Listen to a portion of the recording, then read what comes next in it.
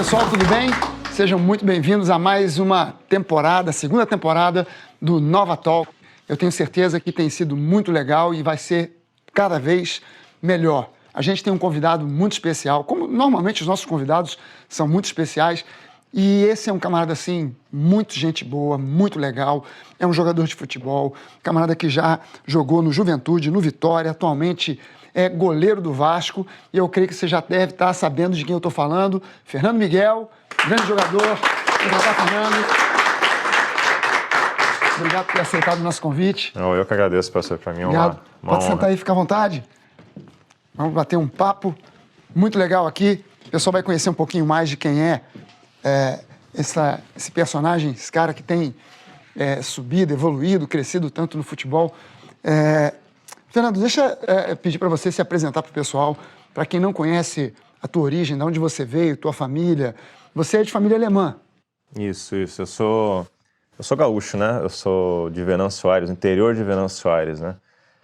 Onde é uma região, tem muita descendência de alemães e eu não sou diferente. Minha família toda, por parte de mãe, o sobrenome é Kohlberg, e por parte de pai, é família Kaufmann.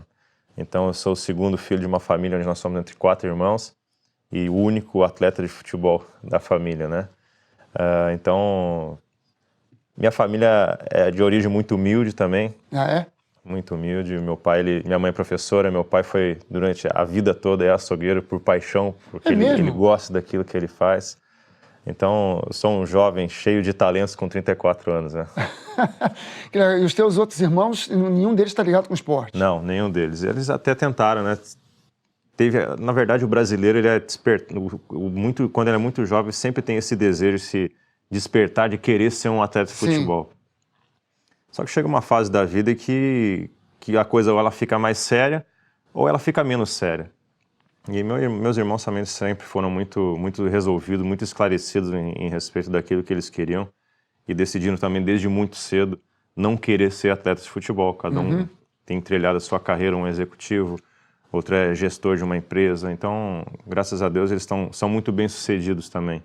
E eu fui o único que quis levar um pouco mais a sério a carreira de atleta. Acabei alimentando mais esse sonho, essa vontade de ser, e as coisas também elas foram caminhando e se alinhando para que eu me tornasse um jogador de futebol. E você sempre pensou em ser goleiro? Sempre.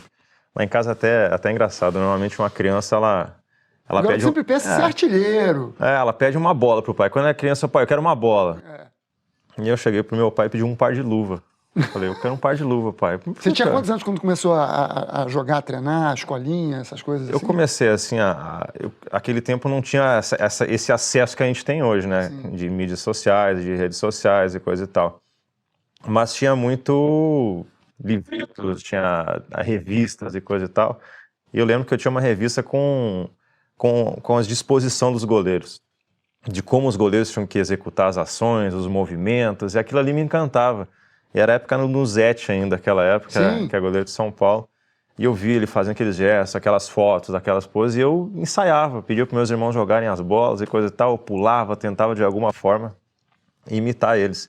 Mas desde muito cedo eu sempre quis ser goleiro, sempre quis buscar esse espaço, até no meio dos meus amigos, assim, quando formava as equipes pra gente jogar nossas peladinhas pela rua, eu sempre queria ir pro gol, porque era ali que eu me sentia à vontade. Quer dizer, o time que te escalava não tinha sofrimento com escolher goleiro, porque você já tinha aquela posição. Pô, já levantava o dedo, falava logo, não é comigo mesmo. Deixa comigo. Não dava muito certo, às vezes eu não tinha muito... Era esforçado pra caramba, mas eu tinha a disposição de querer ficar no gol, sim. Cara, e você começou a tua carreira no Sul, você começou a treinar no Sul, jogou em times do Sul. Sim. E em quais times você jogou lá no Sul? Eu comecei muito jovem. Eu jogava nos times amadores primeiros da região onde eu nasci, que os campeonatos regionais amadores eram muito fortes, e eu me desenvolvi, fui crescendo no meio de adultos já, desde muito novo, com 15 anos já jogando. Então eu passei para a equipe das categorias de base da minha cidade, que é o Guarani de Venâncio Aires, que até hoje existe esse clube lá, e foi lá que eu fiz o meu primeiro jogo como profissional, aos 17 anos, e é algo muito fresco na minha memória de tudo que eu vivi, de como foi aquela partida, onde foi em Palmeiras das Missões, contra um clube chamado Palmeirense, esse eu já não recordo mais se existe ainda. E depois eu tive a oportunidade de ir para as categorias de base do Grêmio, tive na equipe principal do Grêmio, mas não tive a oportunidade efetiva de jogar na equipe principal do Grêmio. Aí, então, entrei naquilo que se chama nos momentos difíceis da vida de um atleta, o momento onde você se torna jogador de verdade, né? Que você cai na realidade de 90 e lá vai tralalá dos atletas brasileiros, que é de jogar em equipes de menor expressão até você reconquistar uma oportunidade de voltar para uma equipe de nível... Sim, de maior expressão. De elite, que a gente chama, né? Mas aí eu passei por Brasil de Pelotas, passei por Novo Hamburgo, passei por Esportivo de Bento Gonçalves, fui a Londrina, no Paraná, voltei ao Lajadense do Rio Grande do Sul, até onde eu fui para o Juventude. Aí começou minha carreira começou a dar uma guinada, onde eu fui para o Juventude fui para o Vitória, fiquei 5 anos no Vitória, e hoje aos 34 anos eu estou aqui no Vasco. A gente estava comentando antes do programa sobre a tua idade, 34 anos, mas 34 anos para goleiro ainda é um cara muito novo.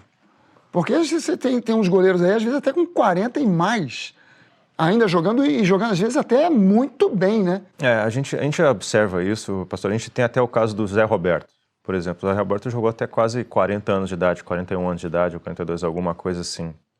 Mas isso depende muito do perfil de atleta. Sim. Do comprometimento que ele tem com o corpo dele mesmo, do respeito que ele tem com os limites que ele pode impor para o corpo dele, Sim. até onde ele pode extravasar nas refeições, na alimentação, nas bebedices, porque existe muito disso.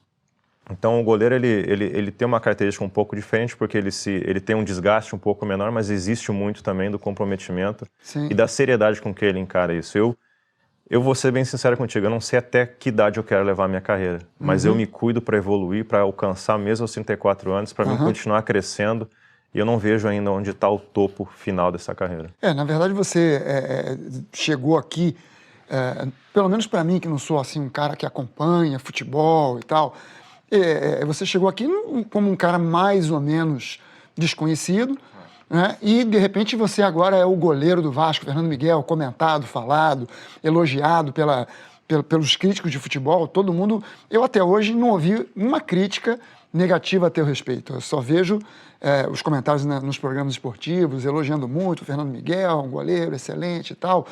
Quer dizer, é uma trajetória, né? Sabe, pastor, que as pessoas, às vezes, um dos pontos que as pessoas mais questionam, até mesmo quando eu vim para o Vasco, algumas até criticaram isso, é justamente esse ponto. Pô, mas ninguém conhece o Fernando Miguel, ninguém sabe quem é o Fernando Miguel. As pessoas me perguntam, pô, por que você está tendo essa oportunidade somente aos 33 anos, que foi com essa idade que eu cheguei aqui ano passado? E eu entendo que na vida, eu acho que muitas pessoas, muitos atletas, eles recebem muitas oportunidades, algumas as aproveitam bem e são reconhecidamente muito cedo, ficam conhecidos por aquilo que fazem, outros recebem poucas oportunidades, é o meu caso. Eu recebi poucas oportunidades, mas as oportunidades boas que eu recebi na minha vida, graças a Deus, eu as aproveitei bem. E está acontecendo as melhores oportunidades aparecerem no final da minha carreira. Muitos jovens recebem elas com 17, 18 anos. Sim. Outros recebem aos 22, aos 25. Eu recebi aos 27 anos, comecei a receber as melhores quando fui para o Vitória. Então, a partir dali, eu e a Laura, a gente fazia nossos planejamentos de vida, até mesmo projeção na minha carreira, eu estava no fio da... A Laura é a tua esposa? Minha esposa, estava no fio da navalha, eu não podia errar. E graças a Deus, no final da minha carreira, eu ainda estou crescendo, estou avançando. As pessoas, pô, mas com 34 anos, que goleiro é esse? Nunca ouvimos falar sobre ele. Não, mas olha só, o goleiro da Itália, por exemplo, o Buffon, ele jogou até quantos anos? Quantos anos de idade? Continua jogando. Ainda continua jogando. Continua jogando. Quantos anos ele está? Com 67? O camarada, ele já tem uma carreira para lá de longa, né? Mas esses são os questionamentos, e a gente precisa entender que são os questionamentos normais do futebol, porque o futebol ele tem o seu jeito de ser e a gente precisa respeitar. Claro que a gente não precisa concordar com tudo. Eu não concordo com tudo com todas as regras que existem no futebol. Mas eu preciso respeitar a opinião do próximo, preciso respeitar aquilo que cada um pensa sobre esse assunto, mas eu não preciso concordar com aquilo que pensa a meu respeito. Então, a minha resposta para todos eles é a mesma. Eu estou tendo essa oportunidade aos 34 anos, e cheio de gás, cheio de vitalidade e cheio de muita fé para continuar crescendo. Não, e tem espaço para crescer. Essa questão de, por exemplo, você jogando no Vasco agora, conquistou o time, né? Claro, não foi você individualmente, é um esporte coletivo, mas vocês conquistaram a Taça Guanabara. Isso. Né? O time invicto, né, na Taça Guanabara. E é um ponto marcante. interessante, marcante para um currículo de um jogador, né? Existem momentos assim, pastor, que eles consolidam a figura de alguém dentro de uma equipe. No futebol ele é assim. E eu, desde o dia que cheguei, eu sempre falei que eu vim para o Vasco porque eu quis vir para o Vasco. Um dia que eu tomei a decisão de sair do Vitória, eu tinha outras possibilidades e muitas pessoas tentaram até falar para mim, Fernando, não vá. Não vá porque o Vasco passa por dificuldades. Apontaram 1001 dificuldades que eu encontraria aqui. Sim. Mas eu, no meu estilo de vida, no momento que eu e minha esposa nós oramos e entendemos, não, é o Vasco que é para onde Deus quer que a gente vá, a gente veio e creu que tudo daria certo aqui, que as coisas aconteceriam da melhor maneira possível. Jogando, sendo titular, sendo reserva, não sendo reserva, sentadinho na arquibancada, vendo meus companheiros jogar. No meu coração eu tinha esse entendimento, sabe, pastor? De que Rio de Janeiro era a estação, para mim, era o lugar onde eu deveria estar. E claro que a gente não entende como as coisas vão se desenvolver, como que é esse processo, mas eu tinha a convicção do lugar que eu teria que estar e sabia o que eu teria que fazer, que é trabalhar todos os dias com dedicação, com respeito, com seriedade e com muita paciência. Tem sido assim ao longo da minha carreira. A paciência, eu não posso deixar a minha ansiedade tomar conta do meu desejo, fazer com que eu meta os pés pelas mãos. Então, ano passado eu já vivi um momento bastante marcante, que a gente teve uma luta difícil contra o rebaixamento. E um rebaixamento, a gente estava conversando até pouco tempo atrás, ele é algo desastroso, não só para a carreira de um atleta, mas para uma instituição como o Vasco ou qualquer outro clube que é rebaixado. Então, eu vivi uma experiência marcante que fortaleceu esse vínculo meu com o Vasco. Aquele ali foi um ponto. Esse ano, já no início de ano, esse início de arrancada que a gente está tendo, esse título da Taça Guanabara de forma invicta que a gente teve, é outro ponto que faz com que consolide as nossas posições dentro de um clube. Então, isso é uma marca que para mim, que vem só dizer no meu coração ainda mais forte, eu estou no caminho certo. Continua fazendo o que você está fazendo, que ainda dá espaço para avançar um pouco mais. Não, tenho certeza que tem espaço, você só vai parar de jogar porque no dia que você decidir, porque quer parar, porque condições atléticas e do que está acontecendo, a gente pode visualizar uma carreira ainda de muito tempo. Pena que a Bíblia fala que é só até os 120 anos hoje que a gente vive, né, pastor? Porque senão ia até os 200 jogando fácil. Agora, a gente está falando aqui de futebol, mas eu estava comentando antes da gente começar a gravar que o teu biotipo, né, você tem quem olha para você, imagina que você poderia ser um nadador, jogador de vôlei, mas você acabou optando pelo futebol. E você me disse que você jogou vôlei durante muito tempo, né? Joguei. Joguei na minha cidade, naquele tempo na escola a gente se envolvia em muita coisa. Existia futsal, existia o voleibol e dentro da escola não tinha o futebol de campo. Então eu migrei para onde tinha mais competitividade, que era o vôlei. Era uma equipe boa, tinha alunos fortes naquela modalidade e o professor viu em mim também um potencial, estatura, vigor, dinâmica, tinha técnica para fazer as coisas que o voleibol naquela época pedia. E eu passei a jogar na equipe da escola, mas não me encantou muito, né? Depois da aula, a gente ia para a escolinha e era lá que eu me sentia mais à vontade. Quem joga futebol, na verdade, ele é um esportista, né? Ele gosta de várias modalidades. Sim. Claro que acaba o futebol tendo as raízes com um pouco mais de energia, né? Mas eu sou um apaixonado pelo esporte. Cara, e treinamento, eu fico imaginando que treinamento de goleiro é um negócio complicado, porque você tem muito treinamento sem o time, né, só treinando a técnica de goleiro, com um treinador até específico para o goleiro, separado do time, e depois com o time. É um treinamento completamente diferente do resto do time, né? Ele é tão diferente que o goleiro se veste diferente de todos os outros, né, parceiro? Mas é como a gente fala, o goleiro ele nasce goleiro, ele quer ser goleiro, ele precisa ter paixão por aquilo que ele faz. Porque hoje já evoluiu muito as formas de se trabalhar, a forma de se desenvolver a nossa técnica, mas ela é uma posição que ela exige muita concentração, muito empenho, muita dedicação, e tu precisa cada vez mais estar refinando a gente chama de técnica, né? Mas a gente tem que estar sempre trabalhando, sempre voltado para isso. A gente é os primeiros a chegar, normalmente os últimos a sair do campo. E um dos sinais que eu gosto muito disso é porque eu tenho prazer de fazer isso. Muita gente pega e fala, pô, ser goleiro é isso, ser goleiro é aquilo, dificuldade é difícil, não quero ser goleiro. Eu tenho paixão pelo que eu faço, eu adoro me jogar no chão, adoro tomar porrada ali dos caras, às vezes sai com a cara toda roxa, com o nariz quebrado, com o dedo quebrado. Mas a gente fala, goleiro que não tem o dedo quebrado não é goleiro. Sim. Você Mas já quebrou? já tenho. Aí, pastor. Olha como é. Cara, até que para goleiro, teus dedos não são muito tortos, não. É bastante tortinho. Olha aqui, esse aqui. Não dá para você agora ser guitarrista, alguma coisa assim, mas... Até tem épocas que eu não consigo nem usar minha aliança. A Laura fica, pô, bota a aliança, toma uma bolada no dedo, a junta fica inchadinha aqui, a aliança já não passa mais também. Uhum. Mas eu sou feliz sendo goleiro e a gente tem uma peculiaridade diferente de todos os outros. A gente precisa ter uma atenção especial mesmo, porque a exigência para ser goleiro, ela é muito grande. Então a gente precisa muita dedicação, muita disposição e tomar muita bolada todos os dias. E o goleiro, ele não tem aquela necessidade de estar correndo para cima e para baixo, mas tem que ter muito reflexo, né? Você tem que estar muito em dia. E agora eu fico imaginando o seguinte, você tem um cara alto, você tem quanto de altura? 1,91. 1,91. Mas aquele gol é muito grande, cara. É grande. Você pegar uma bola ali é um negócio, às vezes, complicado. Pelo menos pelo que a gente vê. Às vezes parece tão fácil.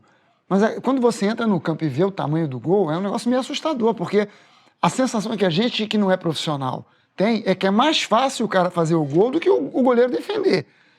Eu percebo, pastor, que a posição específica do goleiro ela é 60% de concentração, de controle de ansiedade. Vou botar aí 30% da técnica e o restante é talento mesmo. Uhum. Eu nasci na minha geração quando eu me desenvolvi, comecei a desenvolver o meu sonho, eu via muito o Taffarel jogar. Sim. O Taffarel para mim foi uma referência muito grande, né? Para mim é a referência dos goleiros. goleiros. Acho que para essa geração toda de goleiros da tua época, um pouco antes e um pouco depois. Muito. Mas o Taffarel tinha uma característica que as coisas pareciam fácil. Uhum. Ele transformava, o Taffarel ele não era muito grande, ele é um goleiro com uma estatura, era baixa para a época. Mas a técnica dele, a concentração era tão grande dele que ele estava sempre posicionado no canto certo e fazia os gestos certos para defender, sabe? Então, a técnica dele, a concentração era tão grande que eu comecei a cativar, a chamar aquilo para mim. Eu quero ser como o Taffarel. Porque ele ajudava a equipe dele e às vezes as pessoas nem falavam dele. Sim. Mas para mim ele era uma das figuras mais importantes da partida pela forma como ele defendia. Hoje em dia a gente vê muito goleiro aí, ela transformando defesa fácil em defesa difícil. Sim. Pô, uma bolinha que podia dar 2 passinhos para um ladinho, pegar a bola, pô, sai rolando, joga a bola para escanteio, vai lá, toma gol. Uhum. Toma gol, acontece gol. O Taffarel era o oposto disso. Eu vi ele fazendo defesa segura, bem concentrado, firme, rápido, atento. Tinha uma dinâmica de jogo muito boa. E para mim era a minha grande referência. Claro que depois apareceram outros, o Rogério Ceni, uma grande referência para o futebol brasileiro também, que trouxe para o Brasil essa importância do goleiro, ele ser um pouco mais participativo das ações, porque tinha anos atrás o goleiro estava ali só para defender e deu. Uhum. Hoje em dia, quando se fala em ações de ataque de uma equipe, já se inclui o goleiro nessas ações. Antigamente não se incluía. Sim. Porque se entendia, não, o goleiro não sabe jogar com os pés, justamente por causa dessa mística de que o goleiro só vira goleiro porque não sabe jogar na linha. Sim. Hoje em dia não, o goleiro precisa estar inserido em todos os contextos, tanto ofensivo como defensivo de uma equipe. Cara, você sabe que a gente já entrevistou aqui outros jogadores de futebol e até de seleção, o Jorginho, o Zinho, na primeira temporada, e eles sempre falando para nós dessa importância do Taffarel, né, do comportamento dele, da influência dele com o time, porque esses caras não fizeram parte de uma seleção. Acho que o cara, depois que ele passa ali, ele sempre tem um relacionamento, né, com a seleção, dos times que vêm depois e tal. E eles sempre falaram dessa importância do comportamento e da técnica do Taffarel dentro de campo, da influência dele, da inspiração dele para o resto até do time. Para te ver como é a questão específica do goleiro, a importância que ela tem dentro de uma equipe, o futebol brasileiro ele é tido como um futebol muito alegre, futebol muito de moleques, de muita molecagem. O goleiro ele é o oposto disso. O goleiro que alcança grandes níveis, ele é o oposto, ele é centrado, ele é concentrado, ele não é de muita molecagem, ele não é de muita brincadeira, ele não gosta de se envolver em muitas brincadeiras durante os treinamentos, durante os jogos, justamente por causa da importância que ele tem e da seriedade que é a posição. O único cara que era o oposto disso era aquele goleiro, acho que era da Colômbia. Higuita. Aquele lá é um aquele mito. Era uma figura, né? É uma figuraça. Para te ver, lembra quando se fala de Higuita, se lembra muito mais dessa questão do folclore dele, Sim. que ele pegava a bola e saía correndo pelo meio do campo, do que do grande goleiro que ele foi. Ele foi um grande goleiro, mas se lembra muito mais disso dele. Mas isso é um ponto fora da curva, o Higuita. Mas o goleiro ele é diferente, até porque quando ele erra, não tem ninguém para socorrer. Ele é o socorro de todos, mas quando ele erra, dificilmente alguém consegue salvar a pele dele. E uma outra coisa que eu quero perguntar para você é sobre exatamente essa questão da cobrança do esporte, e em especial a cobrança no futebol. O brasileiro, quando vê o time dele ganhando, tá tudo certo. Quando começa a perder, é uma cobrança gigantesca. Mas isso vai ficar para daqui a pouco, porque a gente vai ter um break, a gente vai ter um intervalinho. Quando a gente voltar, Fernando Miguel vai falar um pouquinho mais sobre carreira, igreja, relacionamento com Deus, e etc e tal. Não sai daí, fica com a gente, que daqui a pouco a gente volta com Nova Talk.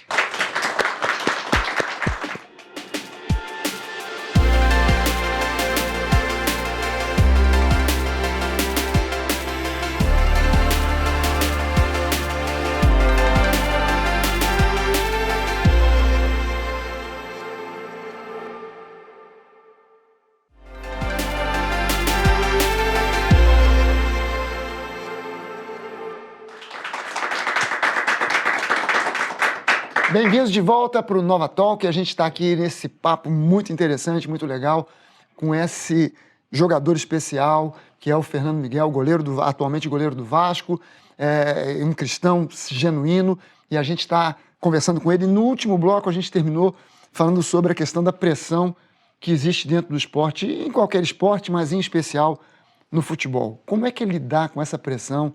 Porque isso aí é uma coisa diária, né, Fernando? É muito grande.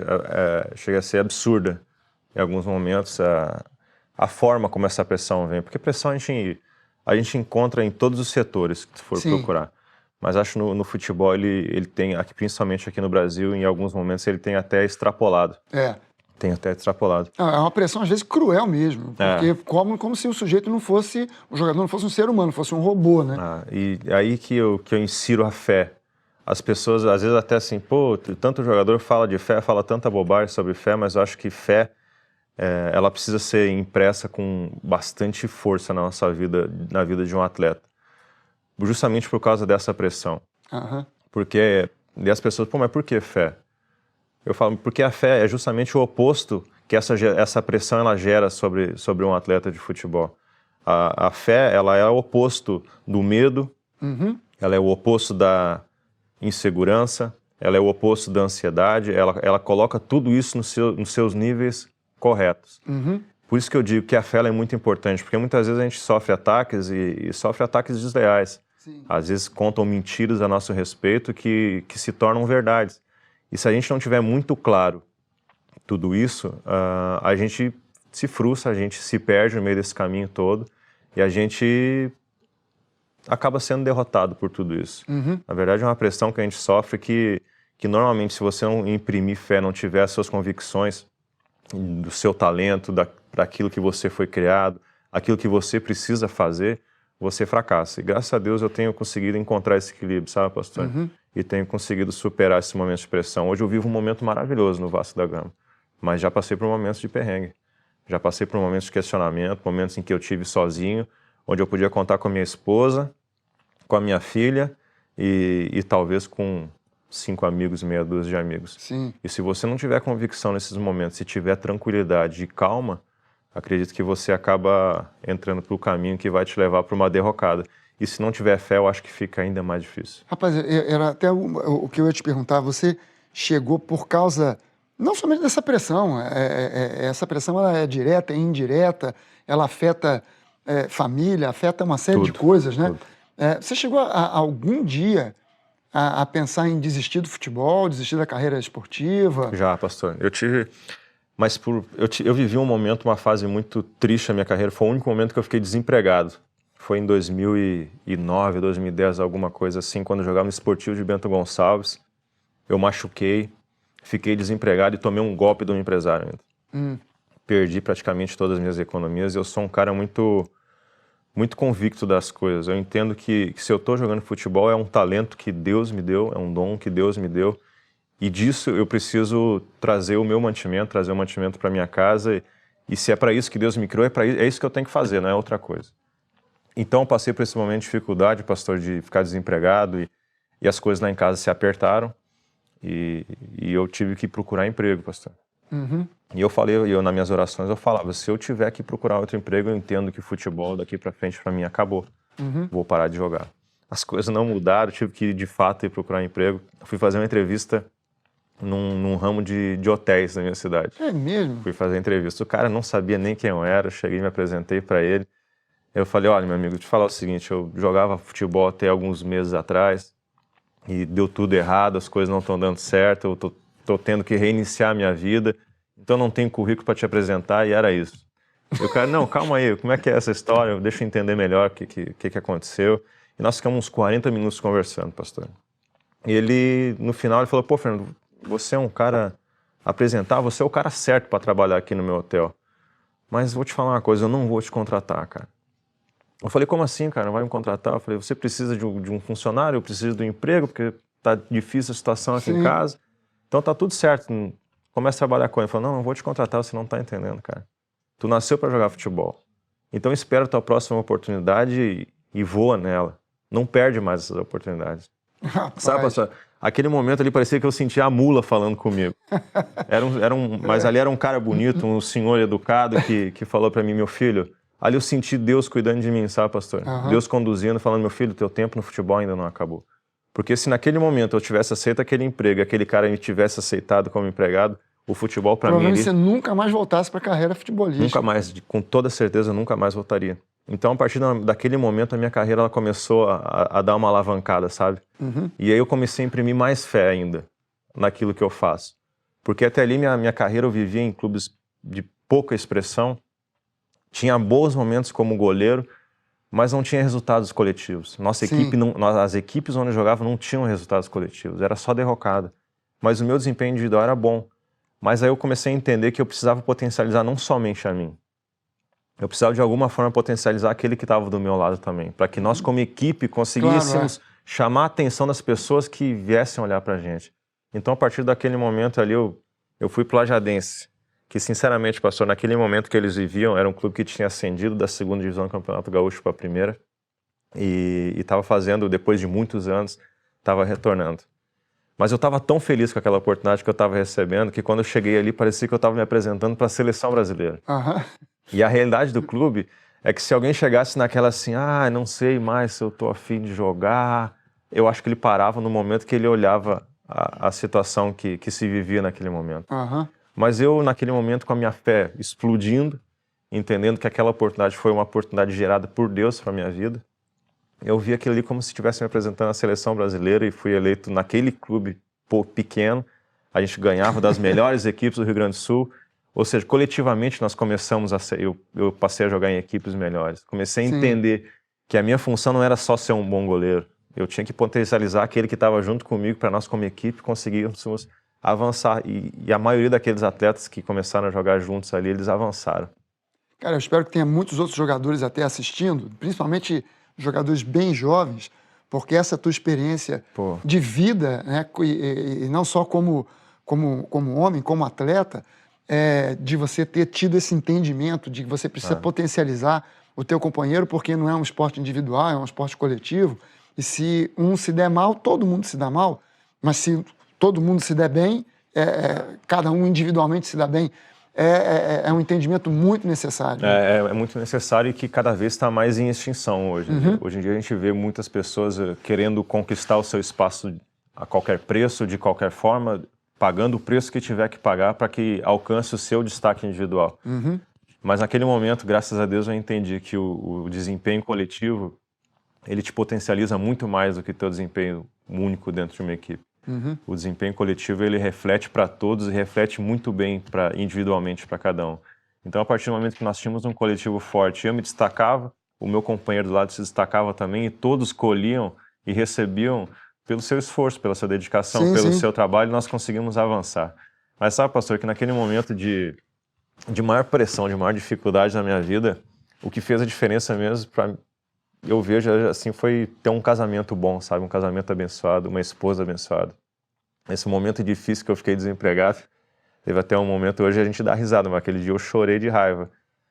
Que eu entrei no quarto, tinha um quartinho lá em casa com troféus, com medalhas e coisa e tal, e eu tava naquela revolta. Entrei lá dentro, pastor, quebrei tudo que eu tinha lá dentro. Misericórdia. Quebrei tudo que eu tinha lá dentro. Então entra o papel de ter uma família que anda junto contigo e te apoia e te faz abrir os olhos para muitos momentos, né?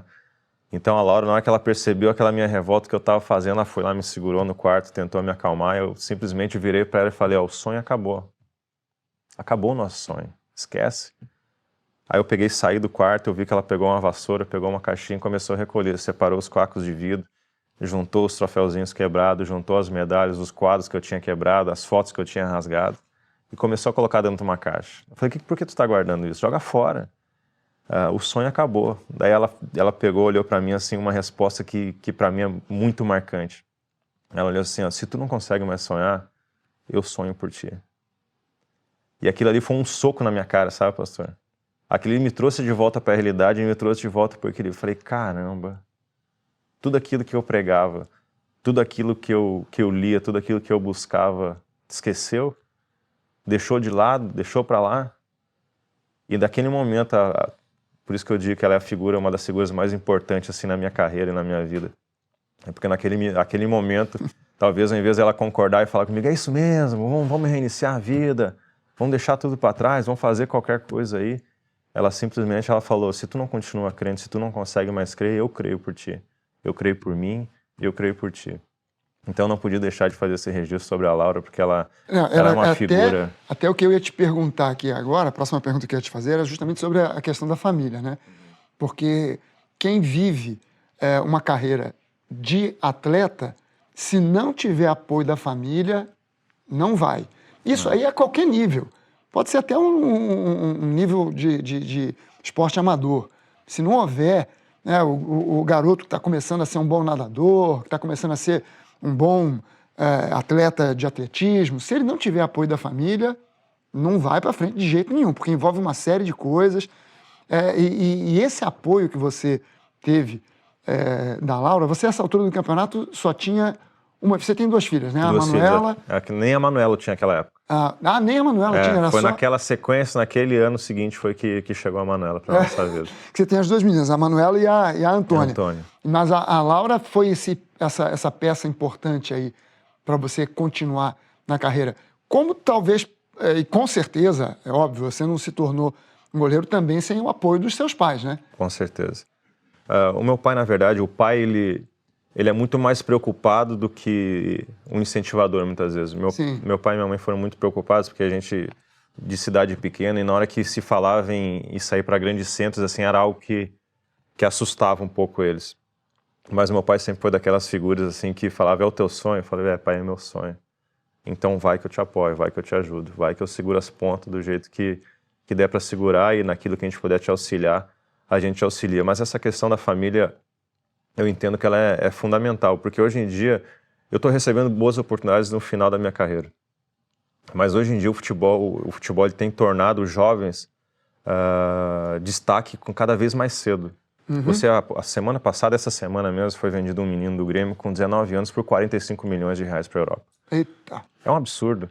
Então, os jovens, eles recebem esses ganhos muito cedo. E se tu não tiver uma família estruturada, uma família equilibrada, talvez eles vão ganhar bastante dinheiro, vão ganhar muito dinheiro. Mas a carreira deles, ele tem um teto baixo.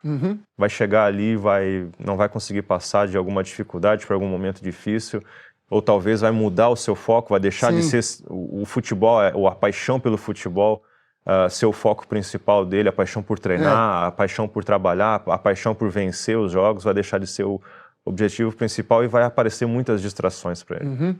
Ou seja, vai receber muitos bens, vai conquistar muita coisa, mas aquilo que importa, a essência do futebol, vai acabar ficando em segundo plano. Mas isso acho que é até um aspecto cultural do nosso país, não é só do futebol. Fica muito evidente no futebol.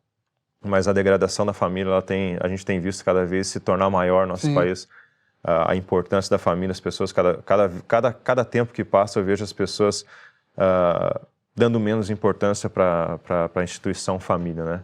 E eu, graças a Deus, eu tenho boas bases, tive convivência com meus avós, tive ensinamentos dos meus avós cuidaram de mim e tive bons conselhos que me ajudaram a me tornar um grande profissional hoje. E me diz uma coisa, a tua experiência, vamos falar um pouquinho agora da tua experiência, não como jogador, mas como cristão. Como é que foi o teu encontro pessoal com Deus? Eu não gosto muitas vezes de perguntar para a pessoa assim, como é que você se converteu? Porque quando a Bíblia fala de conversão, conversão é um processo diário. É isso. Né? Conversão é um processo diário. Quer dizer, eu estou andando numa direção, me desviei, eu tenho que me converter para voltar. Né? E até Deus fala isso, né, para o povo dele. Se o meu povo, que se chama pelo meu nome, se converter dos seus maus caminhos, ele não está falando para um povo que desconhecia Deus. Né? Não, se o meu povo se converter, quer dizer, chamando de volta. Eu gosto de falar mais sobre a experiência da pessoa, a sua experiência pessoal com Deus. Como é que isso foi na tua vida? Bom, a minha família ela é de um berço católico, então eu vinha de uma família católica até entrar no futebol.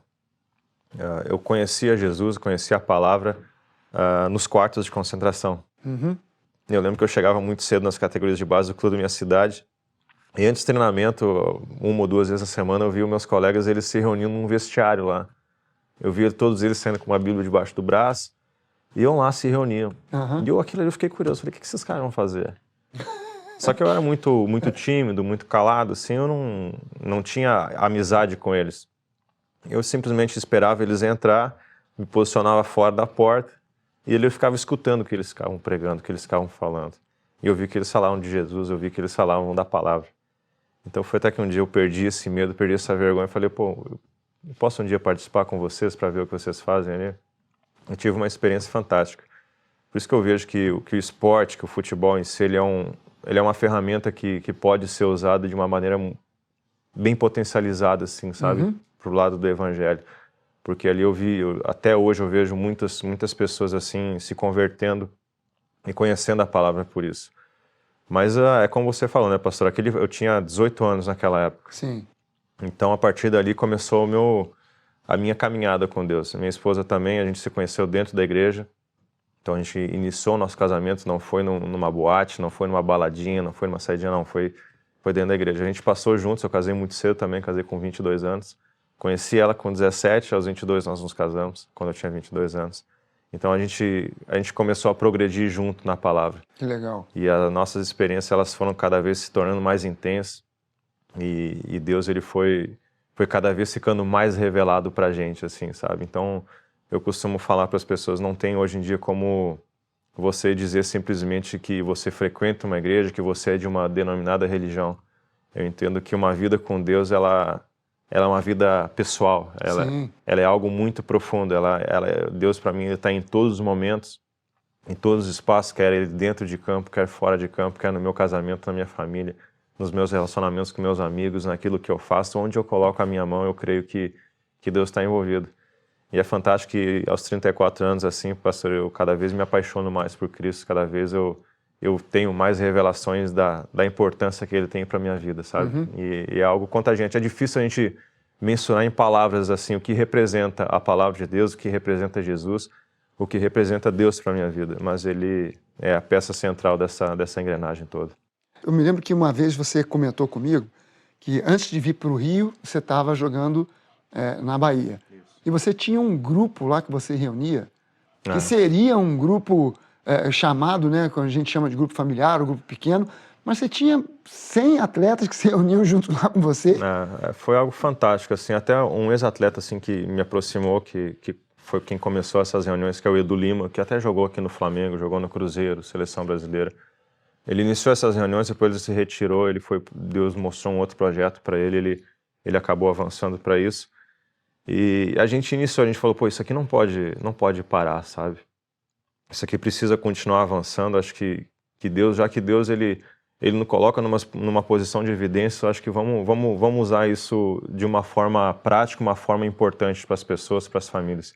Foi quando a gente começou, eu e a Laura, a gente, junto com a Carol, junto com o pastor Jonas lá em Salvador, junto com o pastor Sim e a pastora Priscila, com a ajuda deles, a gente começou a alugar o salão de festa do condomínio e comecei a convidar. O salão de festa do condomínio onde você morava? Começou num pequeno grupo de 4, 5 pessoas e quando viu nós já estávamos no salão de festa do condomínio que a gente morava. Então foi algo muito gratificante, foi um tempo maravilhoso ver casamento sendo restaurado, ver atletas se convertendo, entendendo. E o grupo era basicamente de atletas? Basicamente de atletas. Os convites eles eram enviados para os atletas e, claro, depois o atleta ele tem a experiência, ele tem o contato, ele já traz a mãe, ele já traz o vizinho, ele já traz todo mundo junto. E atleta não só de futebol? Não, só todas as modalidades.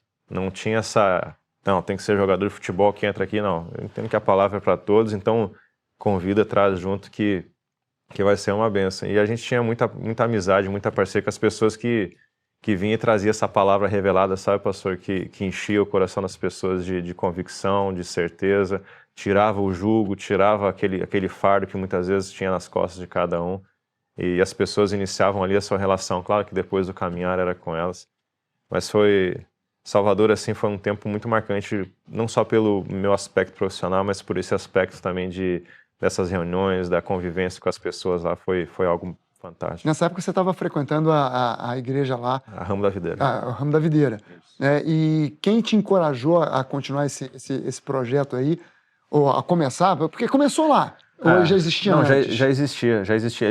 Antes ele era mais voltado a atletas de Cristo. Sim. Depois, como o Edu ele acabou saindo, iniciando um outro projeto lá em Salvador, a gente entendia que só os atletas era pouco, podia ser um pouco mais aquilo ali, sabe? A característica ela se tornou diferente. Começou, não passou a não ir só atletas de voleibol, de futebol, de jiu-jitsu, ou modalidade que fosse. Passou a frequentar famílias naquilo ali. Uhum.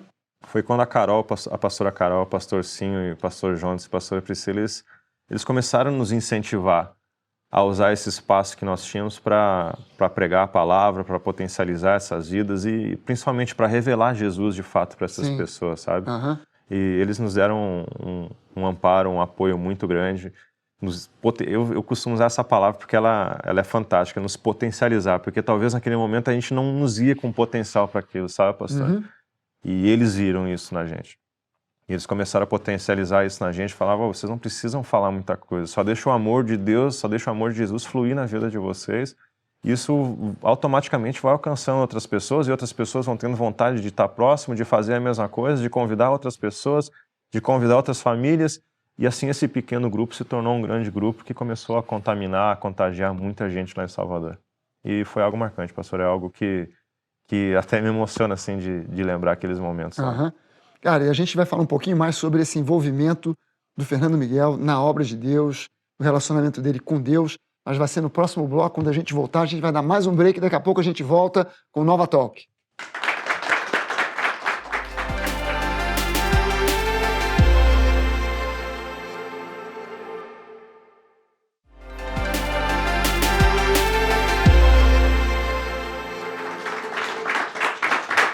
Bem-vindos de volta ao Nova Talk. A gente está conversando aqui com esse goleiraço, figura humana, sensacional, cristão de primeira, Fernando Miguel, atualmente goleiro do Vasco.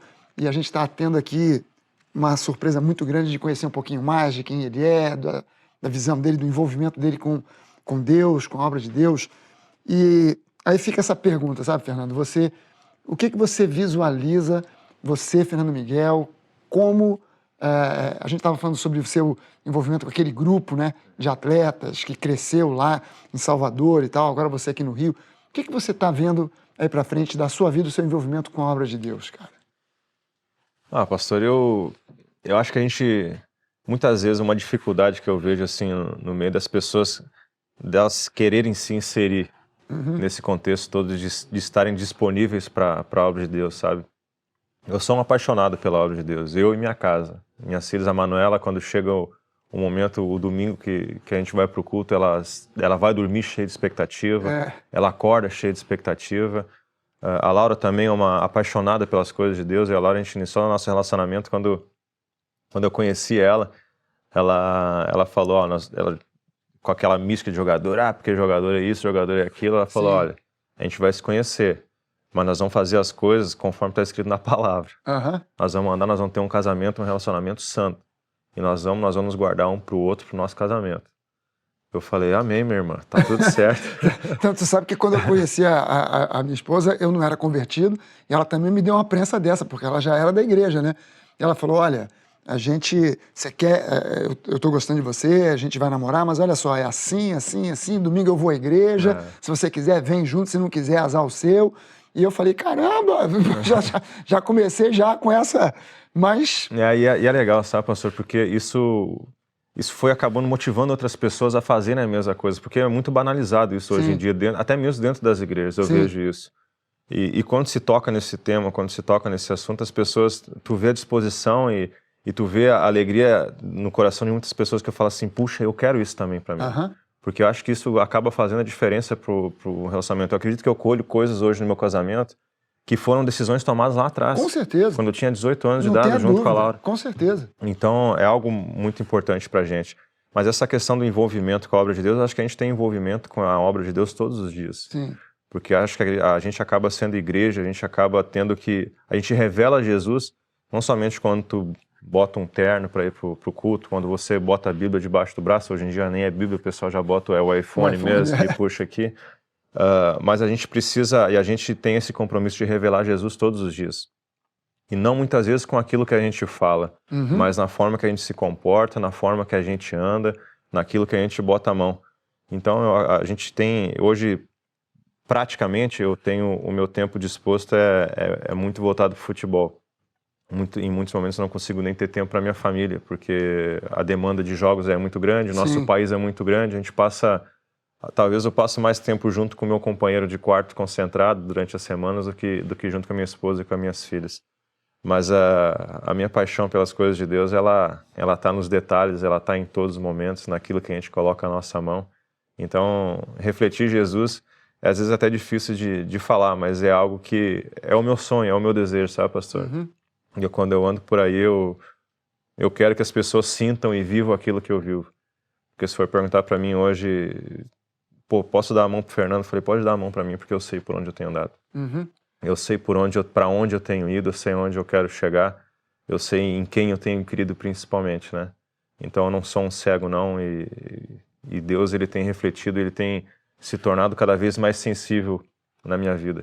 Então, esse amor tem crescido cada vez mais, a minha disposição para as coisas de Deus, ela tá em todos os dias, desde eu acordar até na hora que eu deito a minha cabeça no travesseiro. Tuas filhas estão com que idade? Eu tenho uma de 7 anos e eu tenho a Antônia que tem 1 aninho. A Antônia só tá com 1 aninho. Tá 1 aninho e 7 meses a agora. A Manuela é a mais velha.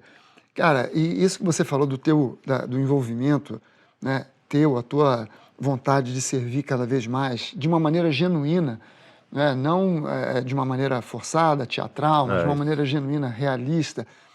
Isso é uma coisa que tá na tua família, não só... em você, é uma coisa que contagia as pessoas à sua volta. E aí eu te pergunto o seguinte, se você hoje, se você tivesse o poder para mudar alguma coisa no mundo, no Brasil, o que você fazia? O que você mudava? O que eu mudava, pastor? É difícil, sabe, pastor? Eu acho que a gente tem que voltar lá atrás, sabe?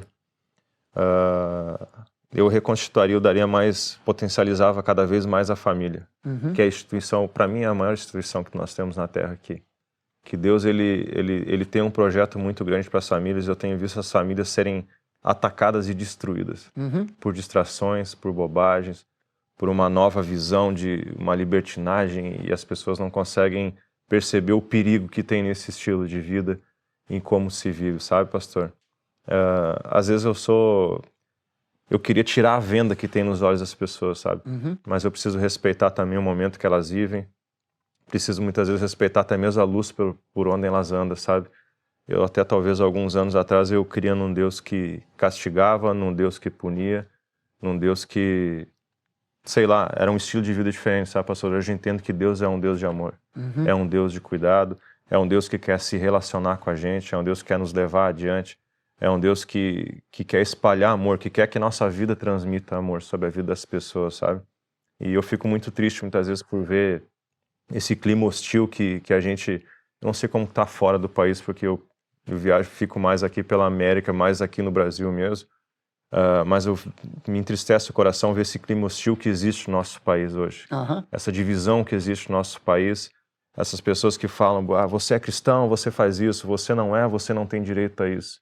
Acho que Deus é um Deus que quer que as pessoas elas vivam em amor, elas querem que as pessoas vivam unidas, elas querem que as pessoas elas vivam em fraternidade, em cuidado uma pelas outras, sabe, pastor?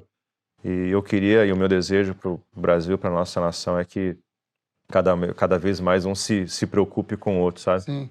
Que ele ame o próximo, que ele cuide do próximo e que ele tente de alguma forma contagiar aquele que está do lado dele a fazer a mesma essa coisa. é a nossa parte nessa história, né? É contagiar um de cada vez, né? Às vezes a gente não tem acesso a contagiar com essa visão aí milhões de pessoas, mas a gente pode contagiar, contar essa palavra, falar para um de cada vez, né? Uma pessoa. A começar pelos da nossa casa, né, pastor? Sim. Tu sabe que aconteceu, eu vou falar porque até a gente fez questão, a Laura, a gente faz questão de falar sobre essas coisas, porque a gente viveu uma experiência quando a gente veio para o Rio de Janeiro com a Manuela, com 6 anos de idade para 7 anos de idade, pastor. A gente, 5 anos lá em Salvador, a gente tinha um estilo de vida, lá era uma realidade. Quando a gente chegou no Rio de Janeiro, era uma outra realidade. Sim. E a Manuela sempre teve o desejo de ter algumas coisas, a gente sempre tomou muito cuidado com isso, o que dá para ela, no momento que dá, como que dá, até para que ela não valorize aquilo que ela ganha, mas o momento que ela ganha, sabe, pastor? E quando ela chegou no Rio de Janeiro, ela pediu uma determinada boneca lá, que eu e a Laura, a gente não se sentia arranhados, assim. Eu falei, não é o momento, não é o momento, não é o momento. E nós fizemos um acordo com ela, falei, filha, nós vamos te dar uma mesada todos os meses e tu vai juntando esse dinheirinho, os presentinhos que você vai ganhando da tua mãe, da tua avó, dos teus dindos, das tuas tias. Ela começou a fazer até livrinhos para vender para as pessoas, para angariar fundos para comprar a boneca. E chegou uma época, pastor, quando a gente chegou aqui no Rio, nós íamos para a escola dela todos os dias, ela ficava impactada com os meninos vendendo bala no sinal. E um dia ela apertou, pai, por que esses meninos eles não estão na escola, eles estão vendendo bala aqui no sinal? Eu falei, filha, porque eles passam por dificuldade, porque eles precisam ajudar de alguma forma em casa, e essa é a forma que eles encontraram de ajudar a família deles. Talvez porque eles não têm uma comidinha, eles precisam de uma refeição. E outro dia ela ficou muda, não falou nada pra mim. Entendeu. Outro dia, no mesmo horário, fui pegar ela, filha, vamos, tá na hora de nós ir pra escola. Quando nós estamos saindo da porta de casa, ela fala assim, pai, espera um pouquinho. Ela voltou pro quarto dela, pegou um cofrinho dela que estava bem gordinho, cheinho com o dinheirinho dela. Eu falei, filho, onde tu vai levar? Eu vou levar junto, pai. Mas por que tu quer levar junto? Porque eu quero dar para aquelas crianças no sinal. Eu falei, mas não é o dinheirinho da tua boneca? Eu falei, pai, eu tenho muitas bonecas já. É mais importante aquelas crianças terem o que comer do que eu comprar mais uma boneca para mim hoje. Então, essa mentalidade ela precisa começar a fluir dentro da nossa casa, sabe, pastor? O fato da gente só estar dentro de uma igreja, da gente só ler a Bíblia todos os dias, ela não te torna você uma pessoa melhor, mas acho que as tuas ações, elas começam a gerar mais impacto nas outras pessoas que estão na tua volta, com certeza, do que aquilo que tu prega, daquilo que tu faz. Então, aquele foi um momento marcante pra gente, porque a gente entendeu que a Manuela, com 7 anos de idade, ela está começando a criar essa mentalidade, está começando a refletir nos outros as ações que elas têm aprendido em casa. Sim. Então, essa influência aí é fundamental. Você sabe que eu tive uma experiência muito parecida também com os meus filhos. De quando começou a ter essa história de meninos no sinal pedindo dinheiro, a gente, né, já adulto, com uma cabeça já vendo tanta coisa ruim para todo lado, a gente imagina, mas esse dinheiro não vai ficar com esse garoto, isso aí deve ter alguma máfia aí por trás. Alguma coisa te faz não querer fazer. Mas os meus filhos falavam, não, pai, dá um dinheirinho, ele precisa e tal, é para comer, é para isso e aquilo. Já havia essa sensibilidade no coração, por causa da pureza do coração da criança, né? E a gente tem que ser encorajador dessa pureza mesmo, porque senão depois que cresce com o coração endurecido, é complicado demais, né? É complexo. E as minhas meninas, graças a Deus, eu vejo elas assim, apaixonadas por Deus também, sabe? A Manuela mesmo, quando a gente vai colocar ela para dormir, como eu fico pouco em casa, quando eu tô em casa, ela quer ficar até o último minuto comigo. Então, por vezes, a gente vai dormir meia-noite alguma coisa, e daí quando eu vou lá, botar ela na cama, coloco a cobertinha nela, ela fala, pai, tá faltando uma coisa. Eu falei, o que tá faltando, filha? Tá faltando de fazer oração, pai. Olha só. A gente precisa agradecer. Que legal. E a Manuela, ela é uma criança contagiante que ela constrange, às vezes, a gente com amor. Às vezes a gente sai pra casa de alguém pra almoçar e tá todo mundo reunido, começa a almoçar. Ela falou, oi, peraí, quem vai fazer oração hoje pra agradecer? Então, ter um coração grato é é o lema lá em casa, sabe? Aham. A gente tem um coração muito grato por tudo que Deus tem feito nas nossas vidas, pelas pessoas que Deus tem aproximado, sabe, pastor? Porque às vezes a gente acha que a gente, pô, é eu e Deus aqui, eu tô aprendendo as coisas de Deus, eu vou avançar nas coisas de Deus, mas não. Deus, ele tem reverberado o amor dele para nós, assim, através de pessoas também, sabe, pastor? Aproximando pessoas, às vezes afastando pessoas, sabe? Fazendo que aquilo que ele quer para nossa vida flua, às vezes, de outros lugares. A gente tem, Sim. e a gente consegue, é muito nítido para a gente perceber esse cuidado do amor de Deus com nós através da vida das pessoas também, sabe? A gente lá em Salvador, a gente teve pessoas especiais, lá no Rio Grande do Sul teve pessoas que nos amaram, que nos cuidaram, nos potencializaram para nos empurrar. Vai, meu filho, agora vai que aqui você vai voar, sabe? A gente chega no Rio de Janeiro, a gente encontra o Senhor, encontra a nova igreja que é uma referência pra gente, sabe? Não é porque eu tô junto com o Senhor aqui, mas no dia que a gente chegou no Rio de Janeiro, as pessoas falaram, vai conhecer a nova. No dia que a gente botou o primeiro culto pela nova, a gente falou, daqui a gente não sai mais. Porque aqui a gente percebe que flui o amor de Deus, aqui a presença ela é algo sensível e é algo que constrange, nos impulsiona para querer estar cada vez mais se apaixonando, nos apaixonando cada vez mais por Cristo.